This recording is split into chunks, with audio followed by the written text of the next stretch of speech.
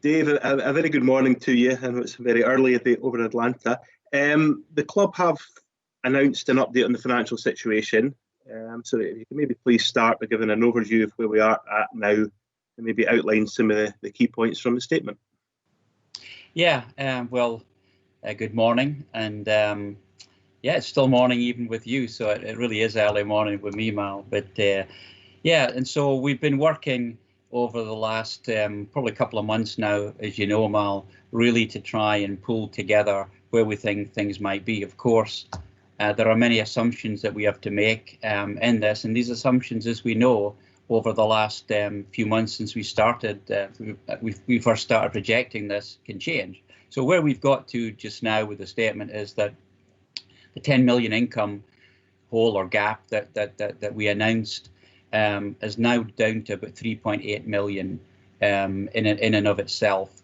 And so, you know, the latest piece of information being the work that we've done collaboratively with the staff and the players, Derek and the management team and our executive team. We work very collaboratively over the last 6 weeks now to go through this process. And I'm delighted to say that we have agreed £1 million worth of cuts as a result of that. Of course, it's not something that we take. It's just not something we take easily in doing something like this. But we have to remember that our goal was to avoid any redundancies as a result of COVID-19, and to only have this affect the higher paid staff and employees of the club. So, Dave, you closed the funding gap from 10 million to 3.8. If you can maybe break it down a bit and please give the viewers maybe more details about the cost savings that the club have made. Well, it's a combination of cost savings and improvements in what we planned for refunds for last season and in the season ticket and Aberdeen sales. So really at a high level, 2 million, as we'd announced before, from the investor group has come in. We have saved 2 million as a result of the of government support, you know, from rates relief to the job retention scheme.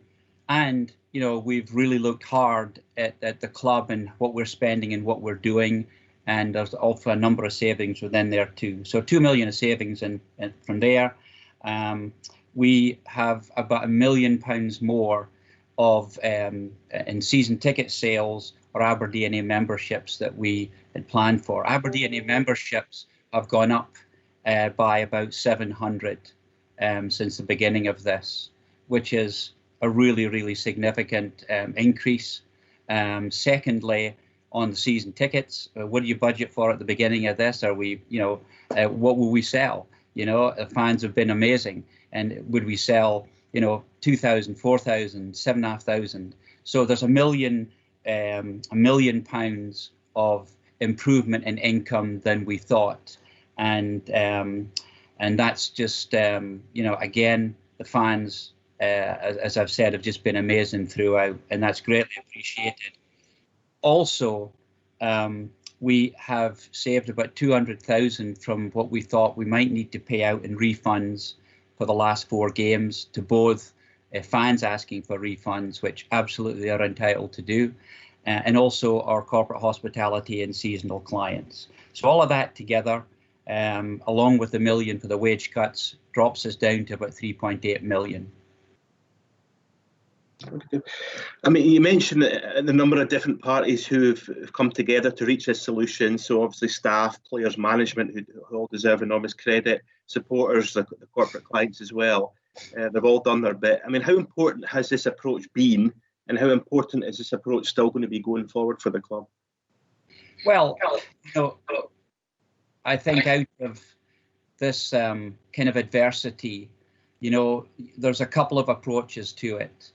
Well, it's in running any business or any club for that matter, is that to get on the front foot of it, you can either sit back and just wait for, you know, something to happen or not happen, or you get proactive. Right from day one, with a trust, with a club, we all got together and said, who do we want to be through this? No games going on. but we decided to be at the heart of the community. Absolutely the right thing to do. So the expansion of our call center to about 20 people, Mal, there won't be 20 people as we go forward, right? We've made almost 20,000 calls, got through to about 14,000 people, as I recall, and we've delivered, a couple of £100,000+ worth of food, essential food, to people that needed it. So through the process, this hashtag Still Standing Free campaign has really been at the core of what we have done and will continue to do, because obviously we've got an amazing community trust as part of what we do. So we'll continue going forward as a club to be transparent, to be open with our fan base where obviously we can be, and to seek their input.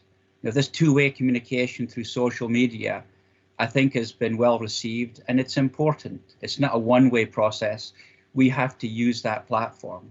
So all of the things we talked about with our fan engagement, with our community engagement, are projects we will continue to invest in and of itself. But look, the fans have been absolutely amazing. I've probably spoken to almost 200 myself in the last 4 months, and really enjoy the calls, especially to the older guys like me.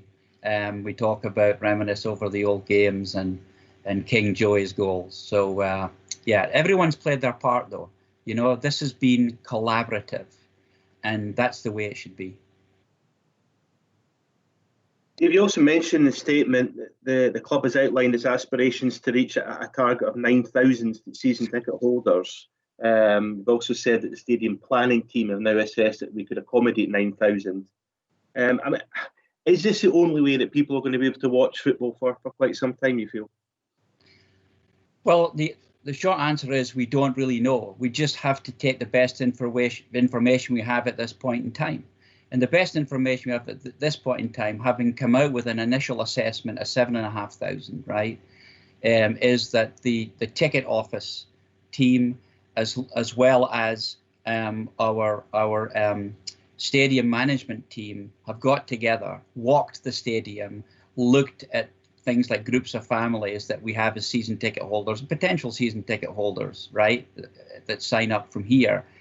And we now believe that with 1 meter distancing, that we could get 9,000 fans into the stadium. And so whether we can get away fans or walk-up fans in, we don't know. What I don't want to do is disappoint our fans, right, down the line when they say, wow, if we'd known that it might be limited crowds for half or 3/4 or most of the season, I wish we would have known.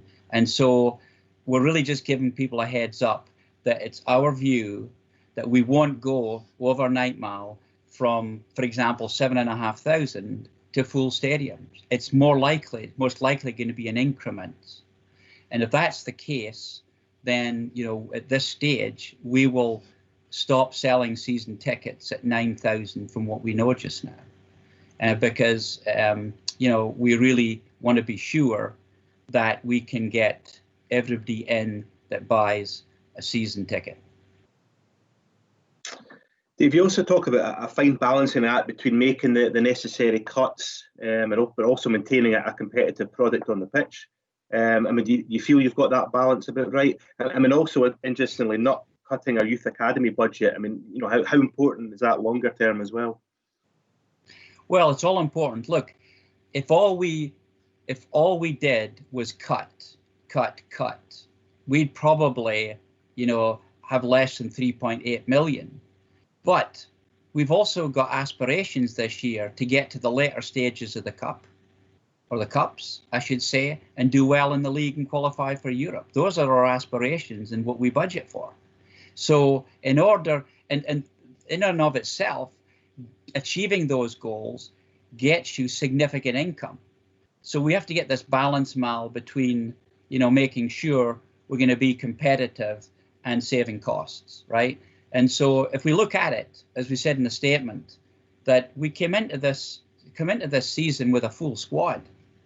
And we need to remember that since the January window, right, we signed Ronnie Hernandez on a 4.5-year contract. for £800,000. Okay, as a 22-year-old international with tremendous potential and tremendous on-sell value, to be fair. We signed Dylan McGough, right? We signed Matty Kenny for £70,000 from St Johnstone. We signed Mark Gallagher from Ross County, a development player that Derek believes has high potential. And we just signed Johnny Hayes as well.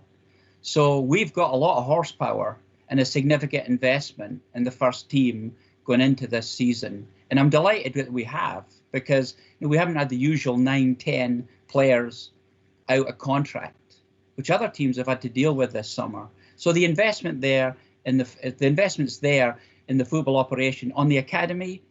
Look, we spend over $1 million a year in our academy, and we've got some great young talent coming through. It's run extremely well by the guys.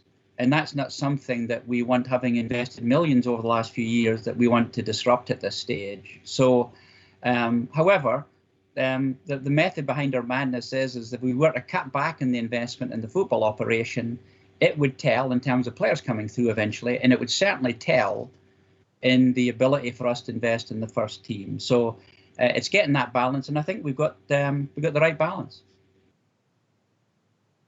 Dave, just finally, the season starts next Saturday. How excited are you to see some football again?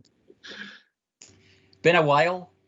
I have to say, I've watched a lot of the English games, and I haven't been that excited by a lot of what I've seen. And that's not that there isn't exciting games in and of itself, but listen, for those of us brought up on the bread and butter of Scottish football and the rivalries, we're all missing it.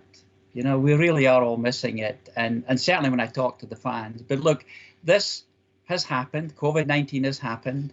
I think as a club overall, everyone, fans, staff, everyone has done an amazing job. And I'm heartened by that. And I think that given what we've had to go through, we're coming through this really well. We're by no means are we out of the woods yet with this, but look, we're working feverishly at the club and as a board and as a management team to get through this. And as I've said all along, the fans have been brilliant. We can't do it without the fans. You have to bring those guys along. They are the heartbeat of the club. As I've said, it's not my club, it's our club. And so, yeah, I'm nervous but excited because we haven't played for a few games, about a few months now. But Rangers at home at Pittodrie, as I've said, it's cost us 400 grand being behind closed doors, and we can't sell pay-per-view because it's live on Sky. But hey, the cup is half full, and as my grandkids yell at me every day, come on, you Reds. Dave, thank you for the update. We'll see you again soon. Thanks. Thanks, Mal. Cheers.